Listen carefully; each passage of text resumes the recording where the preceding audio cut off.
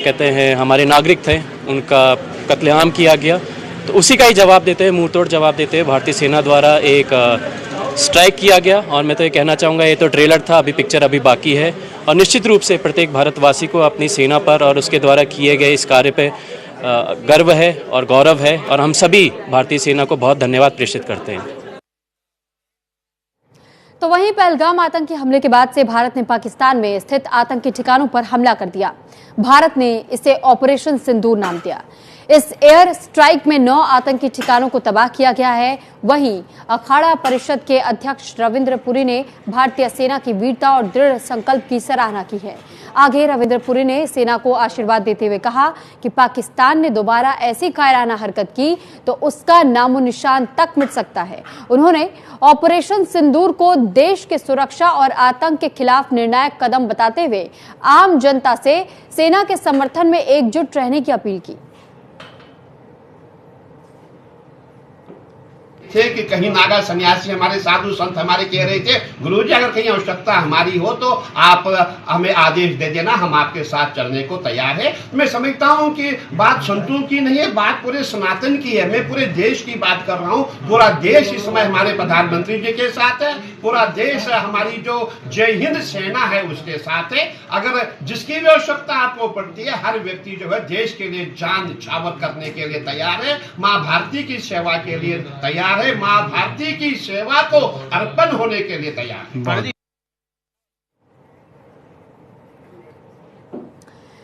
तो वहीं दूसरी ओर उत्तराखंड में मॉक ड्रिल की तैयारी भी पूरी कर ली गई है। मॉक ड्रिल के दौरान बजेगा air red siren. Mock drill को लेकर के बैठक भी हुई और साथ ही ये जानकारी दे दे कि बैठक में एनडीआरएफ, आईटीबीपी, बीएसएफ के भी अधिकारी मौजूद रहे। 30 मिनट तक किया जाएगा power cut. ISBT MDDA colony transport Nagar में मॉक ड्रिल किया जाएगा। खतरों से भी लोगों को किया जाएगा आगाह। हमलों से बचने के लिए प्रदेश में मॉक ड्रिल किया जा रहा है। प्रशासन और सिविल डिफेंस ने मॉक ड्रिल की तैयारी पूरी कर ली है। एयर रेड सायरन बजने के साथ मॉक ड्रिल शुरू हो जाएगी। इसके लिए लोगों को सुरक्षित स्थानों पर ले जाने का अभ्यास किया जाएगा। सिविल डिफेंस के स्वयंसेवी शहर में 5 इलाकों में इस तरह का अभ्यास किया जाएगा।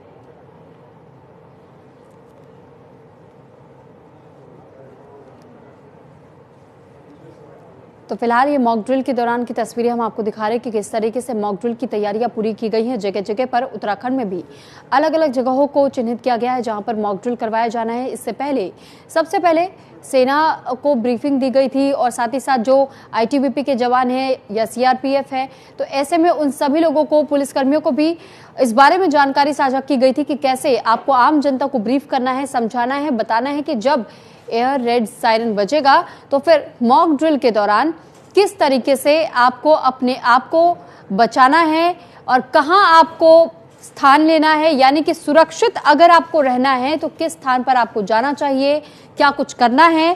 ऐसे में ये पहले से ही बताया जा रहा था कि एक एक करके आप सभी अपनी स्वयं भी सुरक्षा कर सकते हैं, दूसरों की भी मदद कर सकते हैं।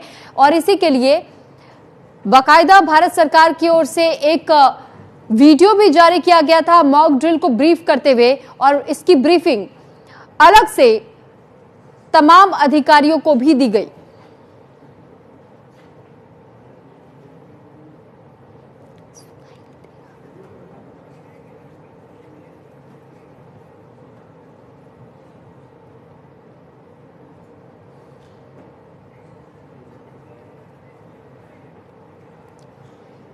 और इस पर ज्यादा जानकारी के साथ संजय पुंडीर इस वक्त हमारे साथ संवाददाता जुड़ चुके हैं। संजय, उत्तराखंड में भी अलग अलग जगहों पे ये घोषणा पहले से की गई है कि मॉक ड्रिल किया जाएगा, उसके लिए सभी को तैयार रहना होगा।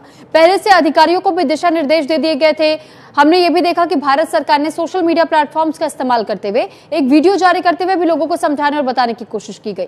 तो ऐसे में कितने बजे से इस मॉक ड्रिल की शुरुआत होगी, इसको लेकर क्या कुछ जानकारी है और कैसी तैयारियां वहां? देखिए, जम्मू कश्मीर के पहलगाम में हुए हमले के बाद लगातार ही पाकिस्तान और भारत के बीच तनाव की स्थिति बनी हुई है। हालांकि ऑपरेशन सिंदूर के तहत पाकिस्तान के करीब 9 ठिकानों पर हमला भी बोल दिया है, जिसमें कहीं ना कहीं कई ठिकाने ऐसे हैं वो पूरी तरह नस्ते नाबूद हो गए हैं। इसी को लेकर देश भर में करीब 244 राज्यों में इसका मॉक ड्रिल का आयोजन किया जा रहा है। खासकर अगर उत्तराखंड की बात की जाए तो यहाँ पर भी मॉक ड्रिल की जा रही है, जिसका संदेश कहीं ना कहीं लोगों को सुरक्षित करना है और अपनी ताकत को आजमाना है। यानी मॉक ड्रिल एक अभ्यास होता है, उसमें पूरी तरह जो सुरक्षा बल होते हैं उन्हें एक अभ्यास कराया जाता है और इसी के तहत कई तरह के सायरन भी बजते हैं। और जिस तरह से बताया गया था कि 2 मिनट का एक सायरन होगा, उसमें लोगों को अपने आप सुरक्षित करना होगा। बच्चे हैं, बड़े हैं, बुजुर्ग हैं, किस तरह से सुरक्षित करना होगा, इसके लिए 5-5 वॉलंटियर्स भी जगह जगह तैनात रखे गए हैं, जो कहीं ना कहीं लोगों को एक संदेश देंगे कि अब खतरा है। और जब खतरा निकल जाएगा तो उसके बाद एक सायरन बजेगा, यानी उस सायरन का मतलब होगा कि अब सभी लोग सुरक्षित हैं।